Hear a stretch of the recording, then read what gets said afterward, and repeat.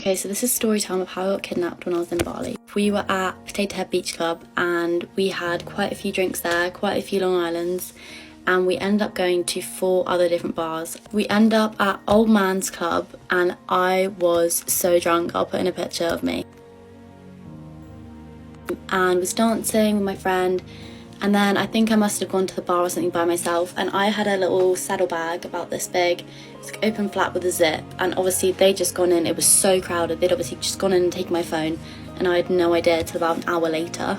I then went round the club like a mad woman, couldn't find it, went outside, had about 10 panic attacks, at my bank card, I couldn't contact my parents, all my photos from travelling had gone because it wasn't downloaded, and I had my ID. This is when it started getting bad. So after I kind of accepted this, my friend was like, right, you don't have a phone, this local man seems quite trustworthy. So she was like, yeah, he's going to take you back to our hostel, I've given him the name, blah blah. And I was like, right, I've got no phone, but I didn't really have a choice. I think I probably could have gone back with her, but we didn't think of that. So this local man was like, yeah, I'll take you home. And I was like, great. Got on the back of his bike, bearing in mind the journey should have been about 15 minutes. And I'd been on the back of his bike for about half an hour, and I was like, where the f are we?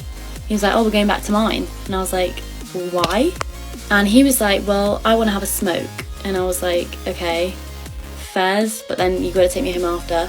He was like, yeah, of course I will. So he was like, just sit on the bed and wait for me to smoke, and then we'll go home. I woke up the next day at 2 p.m, still in this bed.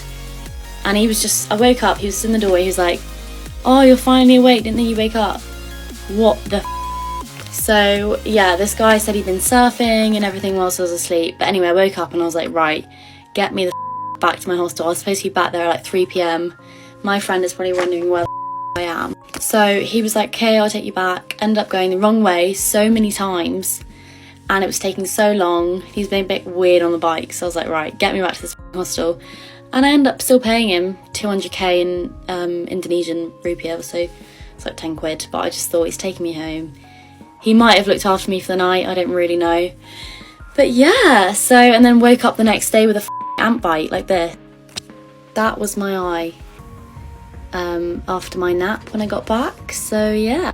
Moral of the story is always be with friends and do not leave them. It's a tough one, I mean, I guess when I hear the word kidnapped, or like when I see it, I think of something instantly bad, but to be honest, that story didn't sound too bad. In a way, it kind of, well, she obviously was asleep, she didn't know what actually happened, but it sounds to me like this guy was just helping. He was just, you know, she was really drunk, so it sounds to me like she sat on the bed and fell asleep. And I guess maybe he was just being polite by not waking her up and waiting for her to just wake up naturally. It sounds completely innocent to me.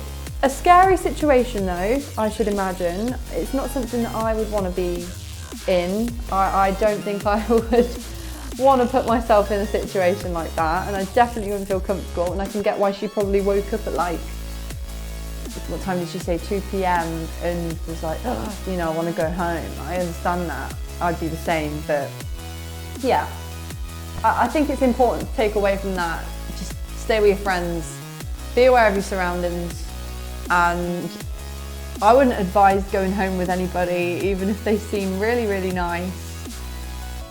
I wouldn't advise like letting someone take you home that you don't know, that you've literally just met in that moment, you know? Just in case, just in case. I mean, that story could have been a lot worse than what it was, and I mean, it wasn't, so it's a good thing.